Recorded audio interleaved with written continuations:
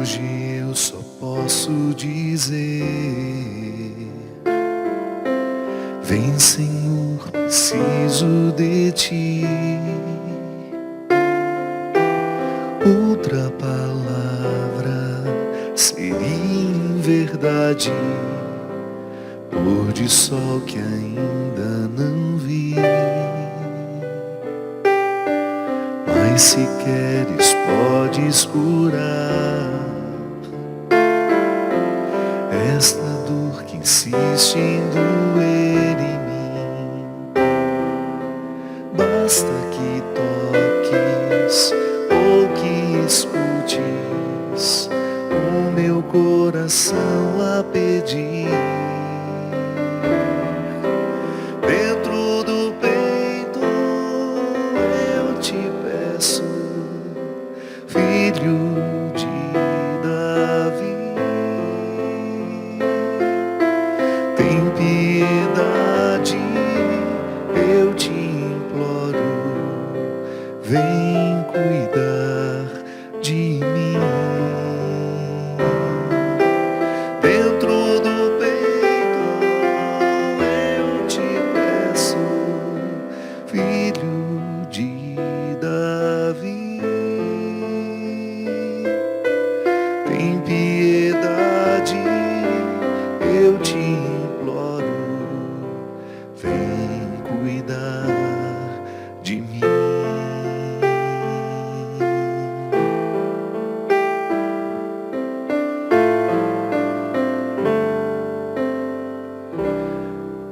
Mas se queres podes curar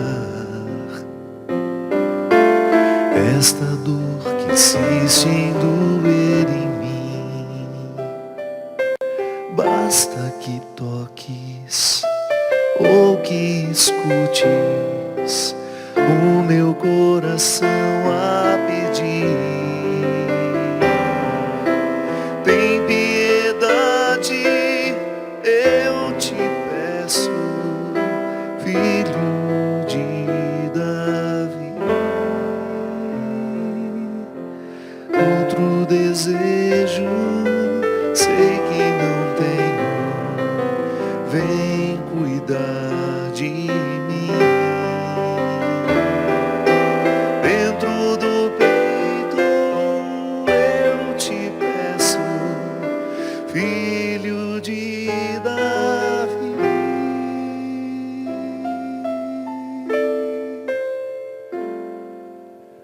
Outro desejo sei que não tenho, vem cuidar de mim.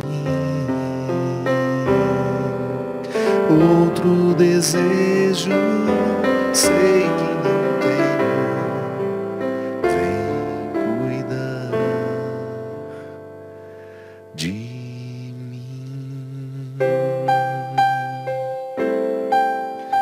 Muito boa noite, é com muita alegria que nós começamos mais um programa de Direção Espiritual. Eu me lembro que compus essa música há muitos anos, muitos anos. Foi uma belíssima oportunidade que eu tive de ter um contato com esse texto do Evangelho, que é a cura do cego Bartimeu. Aliás, eu vou fazer questão de pegar o texto hoje para nós recordarmos alguns detalhes dele que nos ajudam muito a compreender o significado dessa cura. Sim, porque a cura que Jesus realiza em Bartimeu não é apenas a cura da cegueira. Este foi o primeiro milagre de muitos outros que aconteceram, né? O que na verdade ali aconteceu na vida de Bartimeu foi a retirada de um processo de escravidão que já durava muitos anos. Bartimeu era escravo de sua história. Era um homem que já estava acostumado a viver à margem da vida. A gente já falou tantas vezes disso, né? Como é triste quando a gente encontra uma pessoa, ou quando a gente percebe isso em nós, que nós nos acostumamos a viver à margem, que a gente já não se sente mais digno, merecedor, que a gente se acostumou com o pouco que da vida a gente alcançou. E às vezes a gente dá até uma explicação religiosa para isso, né? Quantas vezes você escutou, a gente precisa se conformar com aquilo que Deus nos deu. É uma forma mesquinha de compreender o Senhor. Porque eu não acredito que Deus tenha nos colocado no mundo para a gente desfrutar pouco da vida. Não. Deus nos colocou no mundo, inclusive com muitas possibilidades, para que no exercício dessas possibilidades, a gente alcance muito da vida. Essa semana mesmo, conversando com o Everson, que é meu grande amigo do dia a dia, eu falava para ele, o Everson tem uma sensibilidade muito grande, e de vez em quando ele, assim, no sinal, ele vê alguém pedindo alguma coisa, ou vendendo alguma coisa, ele tem o hábito, às vezes, de parar o carro, conversar, paga o triplo do que vale a mercadoria. É uma maneira que ele tem de ser gentil com as pessoas. E ele não é rico, né? Ele tira do salário dele. Mas eu acho bonito isso nele. Aí ele estava contando que outro dia um senhorzinho que nem tinha tanta idade, mas o aspecto já era de muito sofrido, parado no sinal, e que aí ele parou, se interessou, conversou com o Senhor, descobriu. Aí ele falou assim, com os olhos cheios de água, falei, padre, a vontade que eu tinha de colocar aquele senhor dentro do carro e trazer ele para mim. Dar a ele aquilo que a vida não está dando. É disso que eu estou dizendo. Às vezes nós encontramos pessoas, e aí eu também partilhei com ele, que às vezes nós encontramos pessoas que alcançaram tão pouco da vida. E eu não estou falando de alcançar materialmente. Claro, alcançar materialmente também é bom. Trabalhar, estudar e depois você desfrutar, ter o direito de fazer uma viagem de férias, ter dinheiro para você sair com seus amigos, comer num restaurante, ir ver no cinema. Sim, isso é importante, faz parte das nossas alegrias. Mas eu estou falando daquela realização que ultrapassa a questão material. Que é você ter alcançado o máximo de si. É tão bom quando a gente percebe que nós estamos alcançando o máximo de nós. Essa sensação a gente tem muito quando nós estudamos. Quando você dia a dia vai incorporando novos conhecimentos e você vai percebendo que você vai se distanciando daquela antiga ignorância que você levava com você. Ter um entendimento das coisas, fazer um curso, uma leitura, ver um documentário, um filme, uma peça de teatro que nos sensibilize. Tudo isso vai incorporando, vai alargando, né, os territórios da nossa alma. Então a gente vai tendo a sensação de que nós estamos alcançando cada vez mais os presentes que a vida nos dá. É claro que se você escolhe ficar trancada dentro de casa, amargurada, decepcionada, machucada, se você opta por lamber as feridas o tempo todo e não sai para buscar uma cura para essas feridas, você vai aproveitando cada vez menos da vida. É disso que nós estamos falando. Bartimeu vivia uma espécie de escravidão assim. Vejam o que diz o texto. Chegaram a Jericó e quando Jesus estava saindo da cidade, acompanhavam-no os discípulos e uma grande multidão. O mendigo cego Bartimeu, filho de Timeu, estava sentado à beira do caminho. Ouvindo que era Jesus Nazareno, começou a gritar, Jesus, filho de Davi, tem compaixão de mim? Muitos o repreendiam para que se calasse, mas ele gritava ainda mais alto, filho de Davi, tem compaixão de mim. Jesus parou e disse, chamai-o. Eles chamaram dizendo, coragem, levanta-te, ele te chama. O cego jogou o manto fora, deu um pulo e se aproximou de Jesus. Este lhe perguntou, que queres que eu te faça? O cego respondeu, Rabuni, que eu veja. Jesus disse, vai, a tua fé te salvou. E no mesmo instante, ele recuperou a vista e foi seguindo Jesus pelo caminho. Veja bem, o relato de Marcos, se você quiser depois até acompanhar aí na sua casa, reler, É Marcos capítulo 10, versículo 46 até o versículo 52. Capítulo 10 do Evangelho de Marcos, versículo 46 a 52. Veja bem o relato. Primeiro diz que quando Bartimeu ouviu que ele não podia ver, quando ele ouviu que Jesus estava passando, o primeiro desejo dele foi correr ao encontro de Jesus.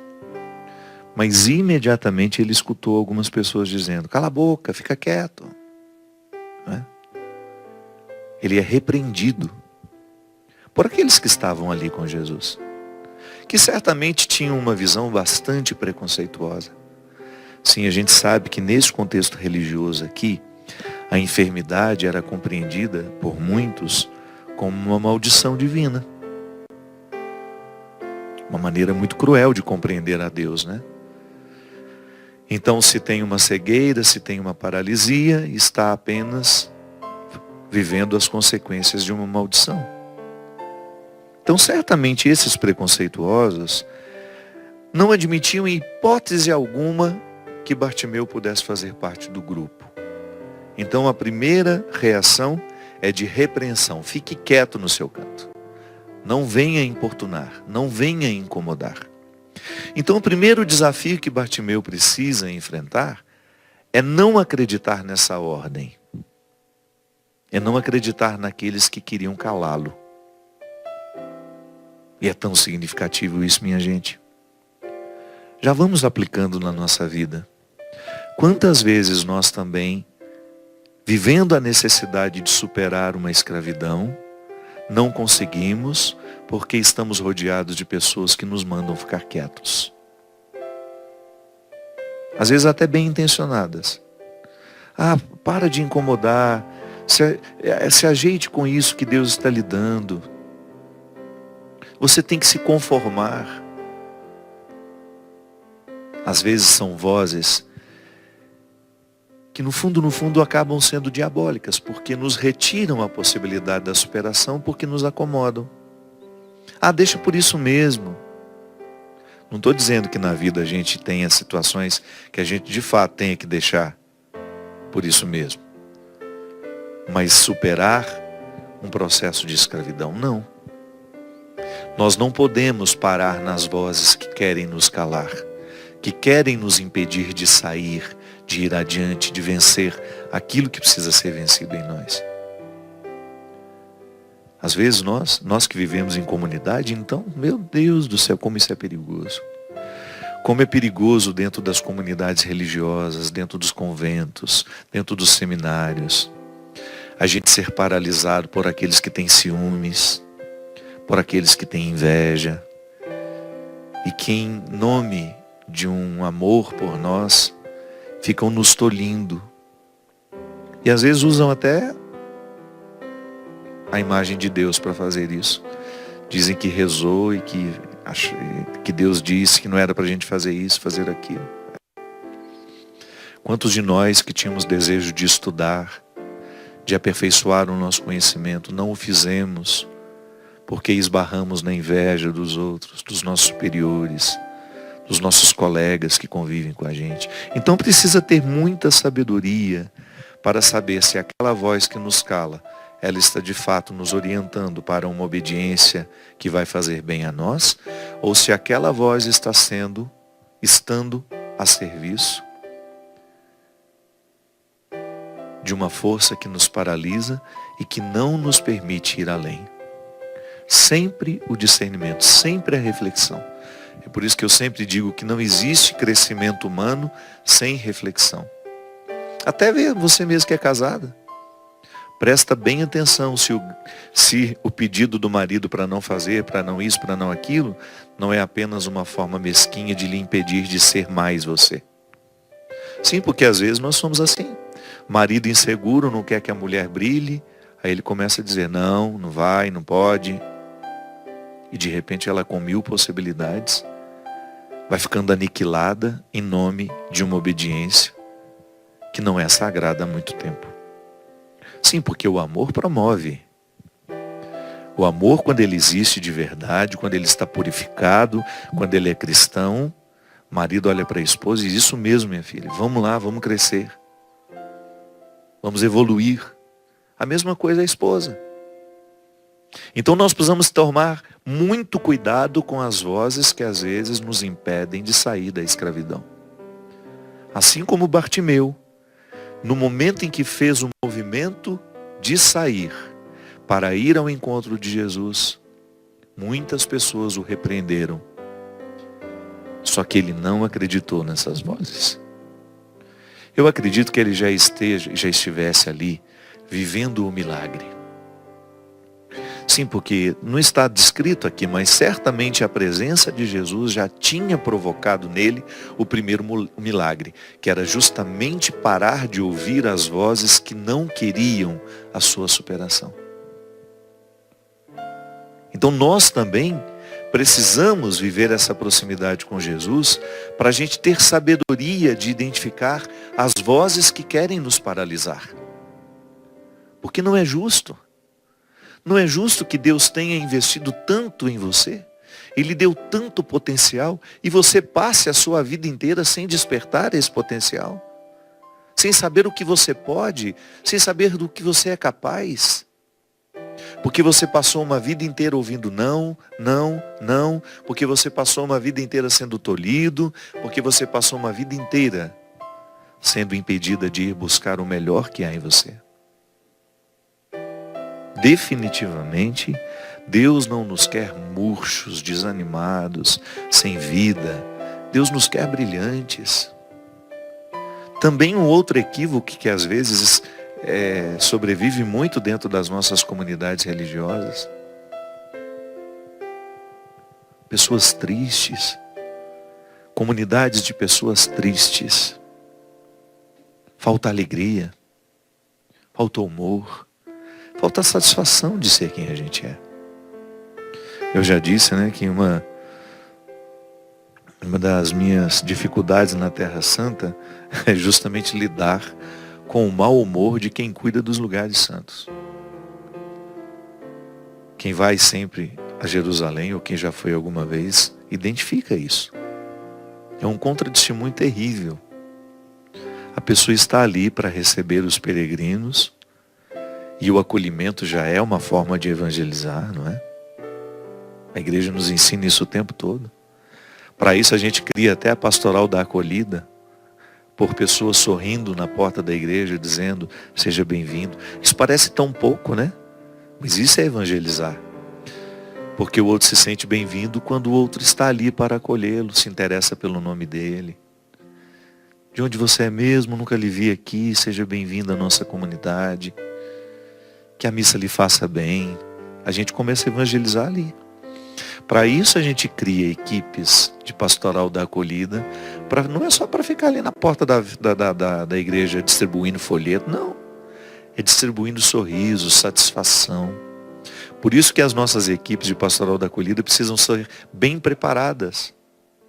Não pode ter gente mal-humorada, grosseira. Não pode.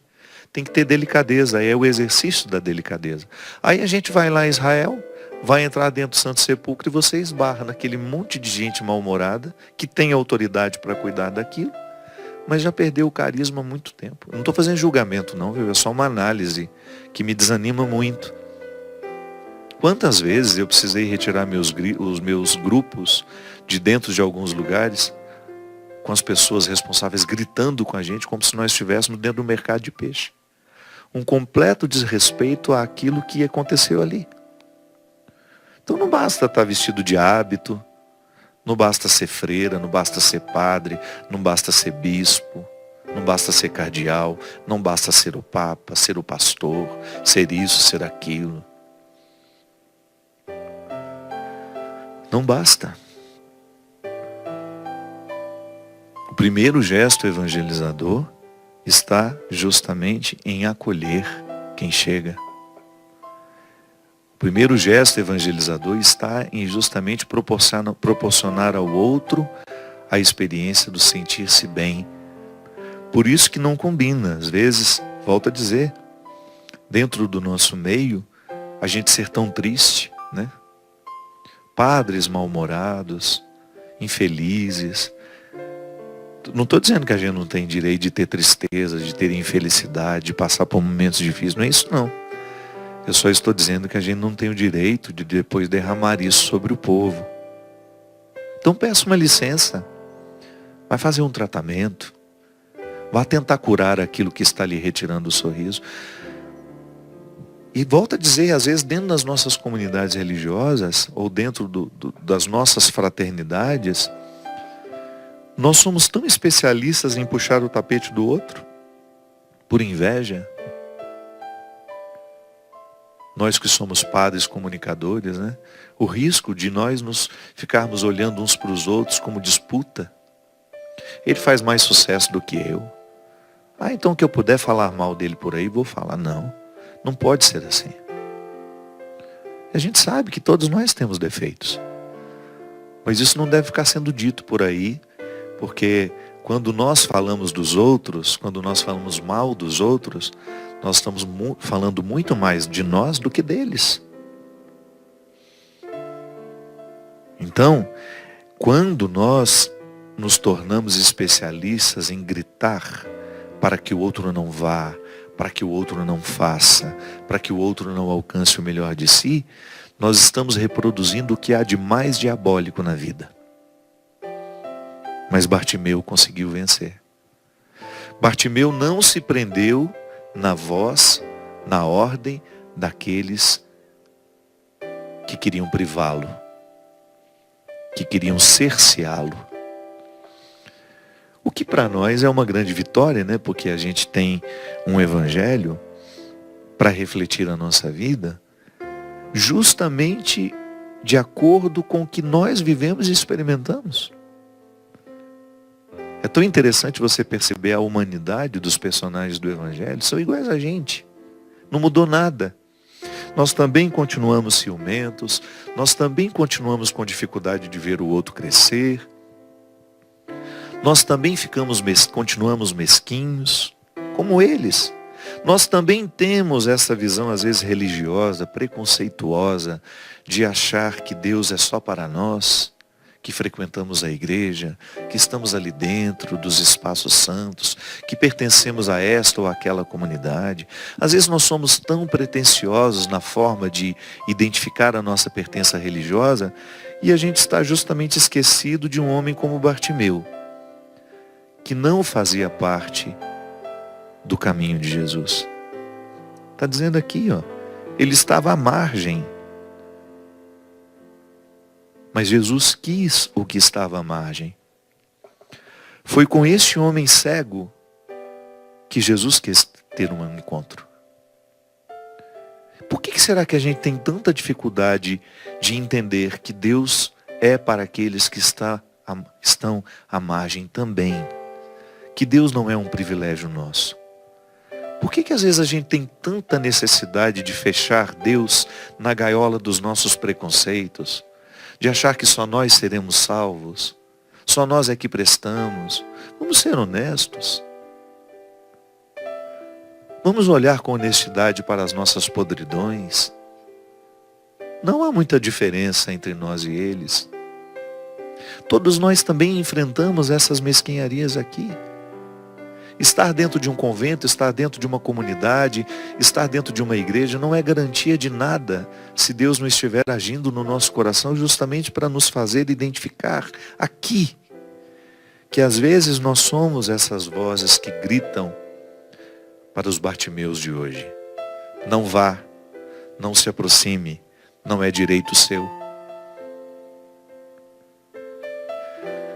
Sim, é muito honesto de nossa parte reconhecer que quando nós gritamos este não vá, não faça, nós estamos pecando de maneira muito, mas muito séria.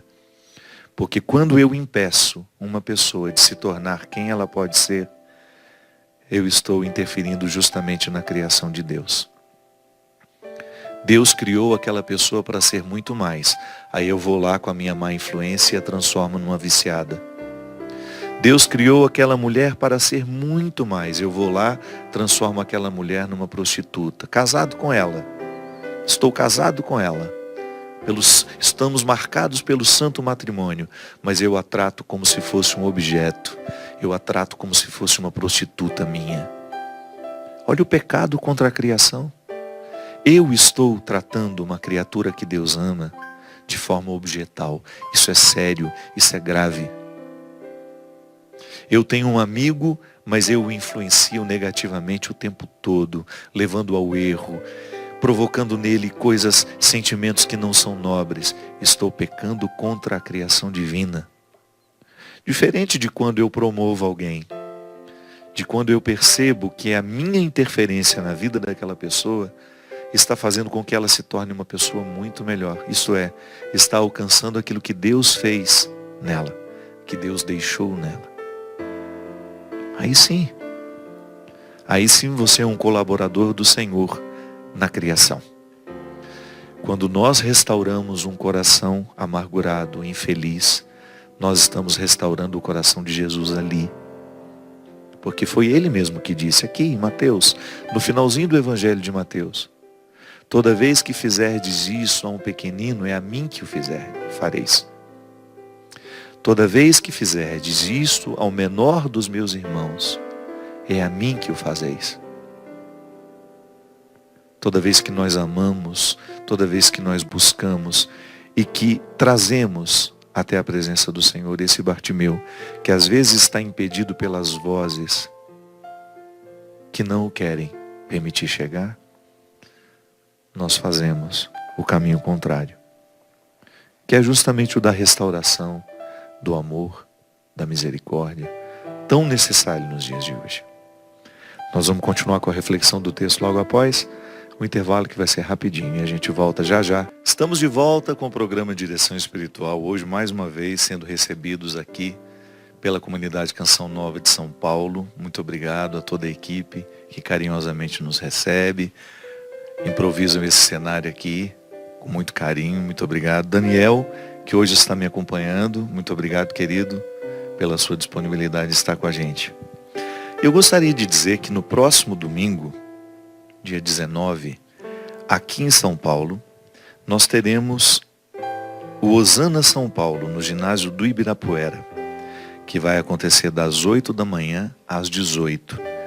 Inspirado no Salmo 108, com Deus conquistaremos a vitória, o evento inédito na capital paulista contará com muitas presenças especiais. Se você entrar no site da Canção Nova, você vai ver quem estará, quem são as presenças confirmadas, e você vai ter de fazer a sua inscrição. Os meninos estavam me explicando aqui que é uma exigência do Corpo de Bombeiros para ter mais ou menos um controle de quantas pessoas estarão lá. Então, por gentileza, entre no site saopaulo.cançãonova.com e faça a sua inscrição e esteja para viver esse dia de bênçãos, de graça, que começa às 8 da manhã e vai até às 18 horas no ginásio do Ibirapuera, no próximo domingo, dia 19 de agosto. E eu estarei com muita alegria amanhã, quinta-feira, em Belém, no hangar Centro de Convenções e Feiras da Amazônia, no show com o show Amor Me Elegeu, que é esse CD que está aqui, que inclusive tem essa música que nós cantamos no início do programa. Então, às 21 horas, aqui está dia 16, não é quarta-feira, né? Dia 16 é quinta, né? É na quinta-feira. E depois, no dia 18, eu estarei em Ubajara, no Ceará, lá no Castelo Clube. Ubajara, no Ceará, no dia 18, no sábado, às 21 horas. Depois, no dia 26 de agosto, eu estarei na Arena Multiuso, em Taboão da Serra. Vocês são todos nossos convidados. Minha gente, quero convidar também você que tem a oportunidade aí de preparar-se para uma viagem de 15 de outubro até o dia 26. Nós faremos uma belíssima peregrinação, passando por Portugal, Espanha e França. Eu serei o diretor espiritual, estarei o tempo todo com o grupo. As nossas peregrinações são ricamente programadas para que tenhamos todos não só uma experiência de viagem, de conhecer lugares belíssimos, mas também de crescer espiritualmente. gosto muito dessa oportunidade de estar o tempo todo com as pessoas que viajam comigo, de estabelecer com elas uma relação de amizade, de carinho durante esse tempo em que nós peregrinamos. Quem está organizando é a Obra de Maria, a Canção Nova. Os telefones aparecem aí na tela e vocês podem ligar para ter maiores informações. É uma viagem que você pode parcelar em muitas e muitas vezes. É uma alegria que você parcela em muitas vezes. Mas isso depois fica definitivamente no coração. Eu sempre digo que a melhor maneira, para, claro, quem estiver em condições de fazê-lo, de gastar o dinheiro que a gente trabalha, né, com tanto suor para ganhar, é a gente viajando. E sobretudo quando a gente viaja para viver uma experiência espiritual. A gente ganha duas vezes. Conhecendo os lugares, conhecendo pessoas, que os grupos são maravilhosos, a gente cria um vínculo de amizade muito bonito durante o período da viagem e também ganha em espiritualidade. Quero retomar o texto aqui. A gente estava falando justamente de como nós podemos pecar contra a obra criada. Quando eu prejudico o processo de formação de uma pessoa, eu estou interferindo diretamente naquilo que Deus criou. Então por isso que nós não podemos, movidos pelo ciúme, impedir que uma pessoa vá buscar o melhor de si. E Bartimeu precisava buscar o melhor de si. Ele precisava sair daquela escravidão que ele vivia. Volto a dizer, não era só a cegueira o problema de Bartimeu. A cegueira era um dos problemas. Mas ele estava acomodado à vida, aquela vida de marginalidade. Tanto é que ele tinha se tornado um mendigo. A cegueira provocou essa vida de pedinte nele. E no momento que ele vai, ele encontrou pessoas que o repreendiam, né? E mandavam ele calar a boca. Mas ele não obedecia, ele gritava ainda mais. Filho de Davi, tem compaixão de mim, que é justamente o trecho final da música que nós cantamos. Uma expressão tão rica, né? Tão linda. Porque aqui já tem um reconhecimento de quem é Jesus. Jesus é o filho de Davi. Bartimeu já está teologicamente situado no poder salvífico de Jesus. Bartimeu já está tocado pela verdade. Esse homem é Deus e ele pode me salvar. E é bonito, minha gente, a gente identificar que aqui, o que é que salva Bartimeu? O que é que cura Bartimeu? Não é somente a divindade de Jesus. Tá certo que a gente não pode nem ficar separando muito, mas para entender não é nenhum problema a gente de vez em quando dar uma separada nas duas dimensões. Porque a gente pode pensar, Jesus foi quem ele foi porque ele era Deus. Não se esqueça que a humanidade de Jesus foi entregue a um casal que o educou muito bem. Eu fico pensando, né? Se Jesus não tivesse sido filho de Maria e de José, qual seria a diferença? Pode ser que na personalidade. Sim, porque os nossos pais, na convivência com eles, nós recebemos influências. Então, certamente, Jesus foi um menino muito bem educado, muito bem criado, sobretudo para ter uma percepção do outro. Se ele deve ter aprendido com Nossa Senhora ou com São José, a perceber as necessidades dos outros. Porque se ele é humanamente educado e preparado para viver a missão que ele tinha, tudo seria mais fácil. Então Jesus certamente era um homem que não tinha preconceitos. Tudo no Evangelho mostra que ele não tinha medo das pessoas. Ele não tinha medo do estado de vida das pessoas. Ele se aproximava de ladrões, ele se aproximava de prostitutas, ele se aproximava de mendigos, de doentes, porque ele não tinha nenhum preconceito em relação a essas pessoas. Ele acolhia. E certamente esse acolhimento, porque eu acho que Bartimeu já sabia dessa fama de Jesus, ele não deixa ninguém para trás, ele não deixa ninguém à margem, então eu vou gritar. Porque se ele tivesse medo de Jesus, se ele tivesse desconfiança de que Jesus poderia rejeitá-lo, talvez ele parasse nos gritos daqueles que o mandavam calar-se. Mas não. Certo de que Jesus o acolheria, ele desafiou, levantou-se e gritou: Filho de Davi, tende compaixão de mim. Então Jesus identificou que alguém estava procurando por ele e disse: Chamai-o. Eles chamaram dizendo: Coragem, levanta-te, ele te chama. Aí já vem um outro grupo de pessoas, que é justamente aquele que identifica que Bartimeu merecia aquela chance.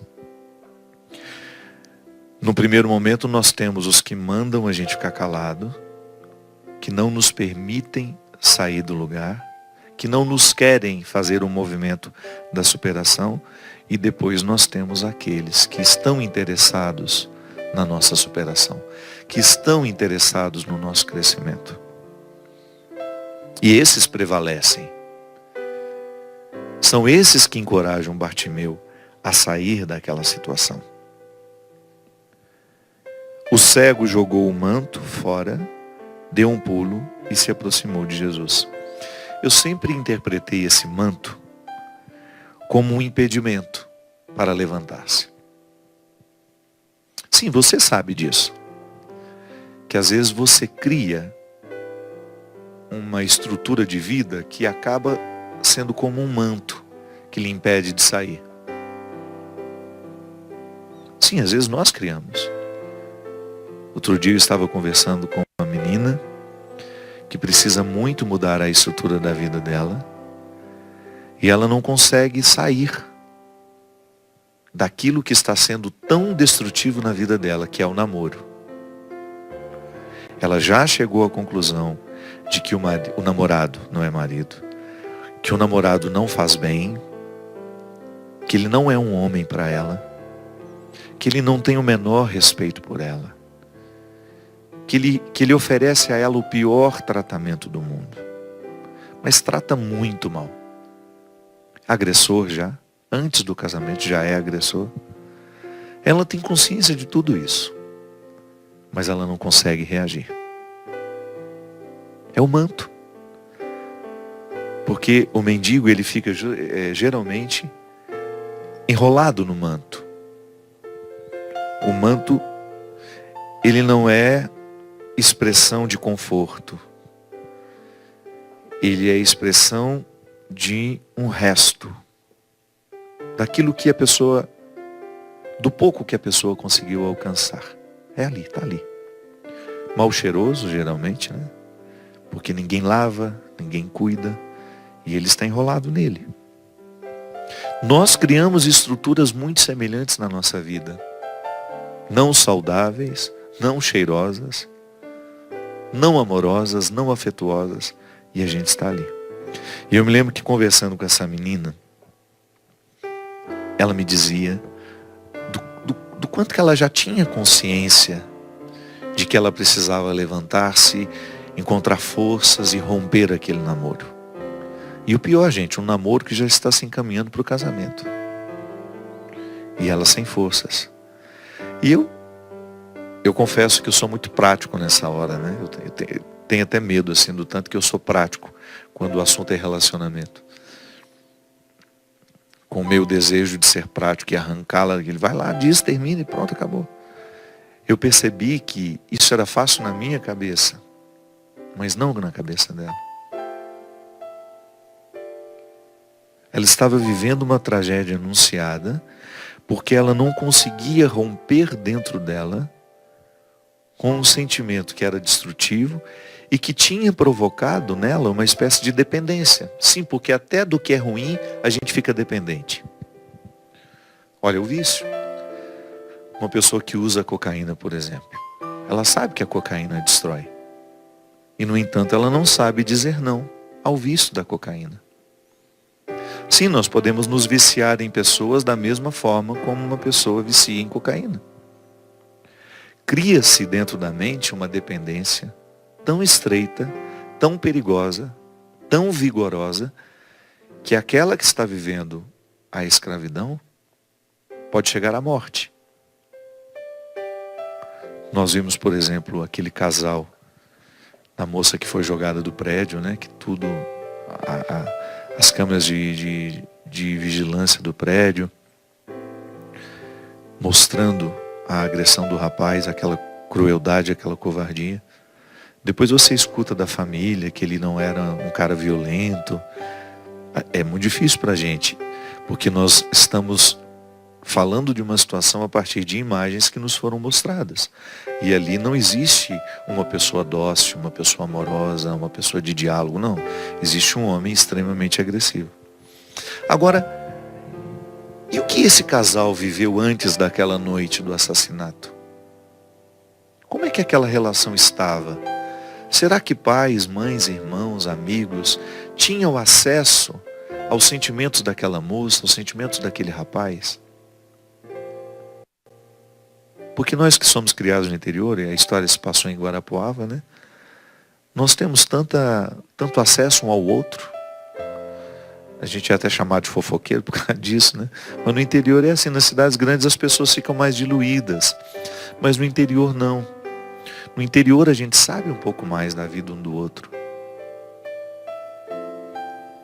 E sabe qual que é o grande problema? Quando nós percebemos que ali há uma escravidão, que ali há um sofrimento, e a gente não faz um movimento de libertação. Porque a gente tem que interferir sim. Se a gente sabe que alguém está vivendo um processo de escravidão, é nossa obrigação chegar lá amorosamente, através de pessoas que possam ter acesso e oferecer ajuda. Da mesma forma como esses homens gritaram para Bartimeu, diferente dos primeiros que mandaram ficar quieto, os segundos dizem: coragem, levanta-te, o mestre te chama. Eu fui lá, na vida daquela menina que me deu acesso, ao me contar a sua história, eu fiz um pouco esse segundo papel. Coragem, levanta-te e vai resolver a sua vida. Não é justo que você esteja se encaminhando para um matrimônio, sabendo que você já identificou que este homem não te ama e que não adianta você somente amá-lo. Casamento não dá certo com uma parte só amando. O casamento já é difícil dando certo com as duas partes se amando. Mas quando apenas uma ama, é fracasso. Já de cara. Então o manto, às vezes nós nos enrolamos nesse manto fétido da escravidão e achamos que ele é a única coisa que nós merecemos ter. Às vezes ele é o único aconchego que nós achamos merecer. Não, você merece muito mais. E basta você ter coragem de julgá-lo, de abrir mão dele, sofrer as consequências do abrir mão, porque até de quem nos faz mal a gente sente falta, viu? Eu dizia isso para ela: padre, mas eu não sei viver sem ele. Eu sei que não sabe viver sem ele. Mas a partir do momento que você tomar distância e viver o sofrimento da ruptura, você vai identificar que a melhor coisa da vida é viver sem ele. Você não sabe viver sem ele, você acha que vai sofrer muito, é porque você ainda está enrolada no manto do desconforto que você acha que é a única coisa que você merece. Na hora que você abrir mão deste manto e deixá-lo cair, e começar a caminhar na direção daquele que lhe cura, porque Deus não nos deixa abandonados, minha gente. Coloque isso na sua cabeça. Se você tomar uma decisão favorável a você, Deus não lhe abandona. Ele estará ao seu lado para lhe ajudar a vencer a dor de cada dia. Porque somente depois que a gente desobedece o grupo que nos manda calar, a gente obedece o grupo que nos manda caminhar, que a gente arranca o manto, é que a gente chega à cura da nossa cegueira. Aí sim, As escamas dos olhos caem como caíram as escamas dos olhos de Bartimeu. Aí você olha para trás e fala, meu Deus, como é que eu aguentei viver daquele jeito? Sim, porque eu acho que foi justamente isso que aconteceu com Bartimeu. Depois de um tempo, já acostumado àquela escravidão da beira da estrada, a de não ver, a de se resumir a ser um verme humano, a ter aquele manto, metáfora de tantas coisas, tantas misérias com as quais nós nos acostumamos. Depois que ele vence esse processo, as 3 etapas, não obedecer às vozes que o mandavam ficar quieto, obedecer às vozes que o mandavam caminhar, levantar-se, retirar o manto e ficar diante de Jesus. E ouvir a pergunta, Bartimeu, o que queres que eu te faça? Bartimeu poderia muito bem ter pedido, o Senhor me faz ficar rico, cego, mas rico. Não. Quando nós estamos na nossa miséria, a gente não tem tempo para pedir o supérfluo. A gente enxerga exatamente o que a gente precisa. Esse é um conflito muito grande que eu tenho. Que às vezes quando nós vamos rezar, a gente pede a Deus o que a gente quer. Quando na verdade o honesto seria pedir o que a gente precisa. Bartimeu certamente queria muitas outras coisas. Queria riqueza, queria poder, queria fama. Mas naquela hora a pergunta de Jesus vai no cerne da necessidade dele. Senhor, que eu veja, só isso. Porque se eu ver, se eu voltar a enxergar, eu vou conseguir entender tudo isso que eu experimentei até hoje. E serei capaz de ir buscar o que eu não busquei durante o tempo que eu fiquei paralisado aqui. E aí o milagre se concretiza. Bartimeu vê, ele retoma a janela da vida, que são os olhos. E ele vai viver. Vai correr contra o tempo perdido. Os muitos e muitos anos ali à margem, sem desfrutar do melhor de si. Ô minha gente, quem sabe hoje Deus queira fazer com a gente a mesma coisa, o mesmo processo. Sim, porque em instâncias diferentes, em proporções diferentes, todos nós temos um pouco do Bartimeu. Todos nós temos um pouco de paralisia, desânimo, de ir buscar o que a gente ainda pode alcançar de nós. Todos nós também obedecemos a algumas vozes que não nos permitem sair do lugar, as vozes que nos condicionam, as vozes dos que têm inveja de nós, daqueles que nos paralisam pelo simples fato de nós sabermos que eles nos odeiam. Sim, porque às vezes o outro nem está fazendo mais nada contra a gente. Só da gente saber que ele não gosta da gente, aquilo já nos paralisa. Liberte-se disso. Preste atenção em você. Porque a partir do momento que você para de dar atenção às vozes que lhe desestimulam, você passará a ouvir o outro grupo, que tem muita gente ao nosso redor nos estimulando positivamente. Tem sim. Um professor dentro da faculdade, um grupo, um aluno com quem você não tem tanta convivência, mas de repente você identifica que ele acredita em você. Passe a ouvir um pouco mais aqueles que lhe promovem. Busque influências através de livros. É importantíssimo. É importantíssimo a gente começar a ouvir vozes que nos fazem andar, que nos fazem ir além. Permita-se ser influenciado positivamente, porque é a única maneira que nós temos de fazer contraponto àqueles que nos desanimam.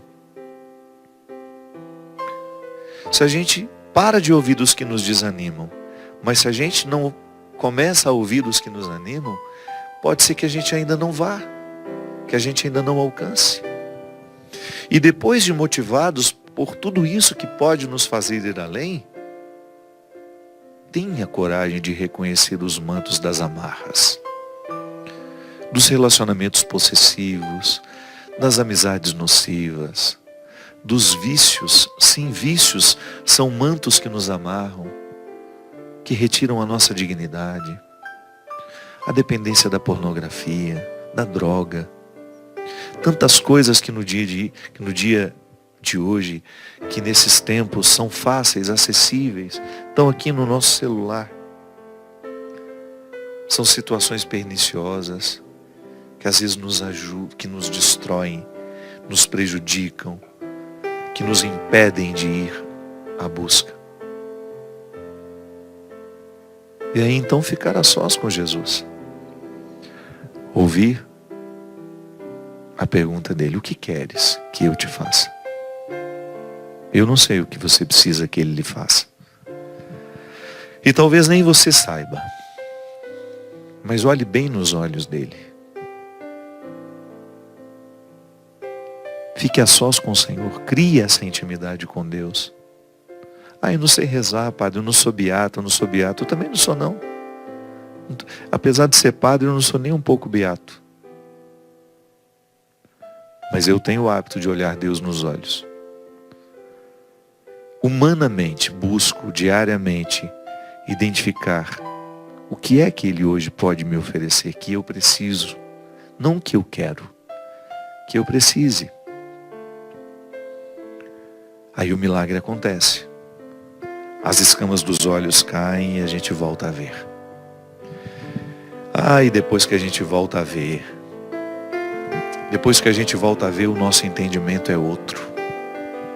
Você vai se equivocar menos. Você vai ficar mais atento aos relacionamentos abusivos.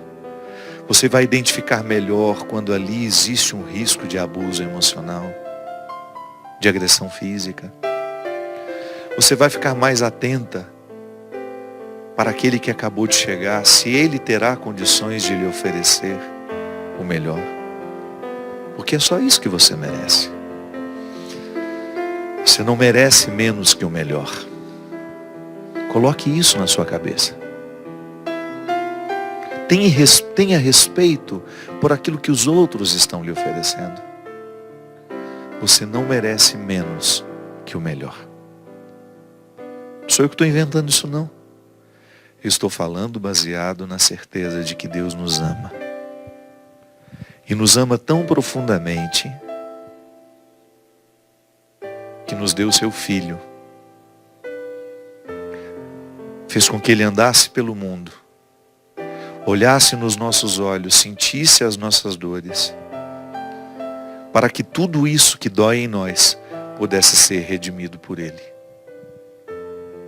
Sim, porque a dor que dói em você, dói também no coração de Jesus.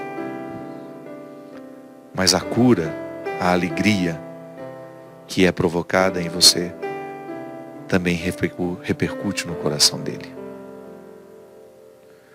Desejo do fundo do meu coração que hoje você também seja como Bartimeu, vivendo esses processos de superação e chegando à cura que você tanto necessita. Obrigado pelo carinho, pela oportunidade de estarmos juntos mais uma vez. Que o Deus Todo-Poderoso derrame sobre nós a sua bênção. Ele que é Pai, Filho e Espírito Santo. Amém. Até a semana que vem, se Deus quiser. Hoje eu só posso dizer: vem, Senhor, preciso de ti. Outra palavra seria verdade. Pôr de sol que ainda não vi. Mas se queres podes curar esta dor que insiste em doer em mim. Basta que toques ou que escutes o meu coração a pedir. Dentro do peito eu te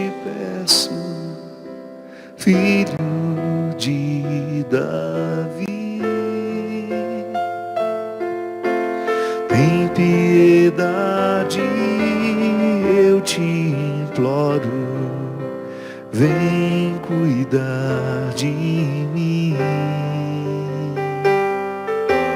Tem piedade, eu te peço, filho de Davi. Outro desejo, sei que não tenho, vem cuidar de mim. Outro desejo, sei que não tenho, vem cuidar de mim.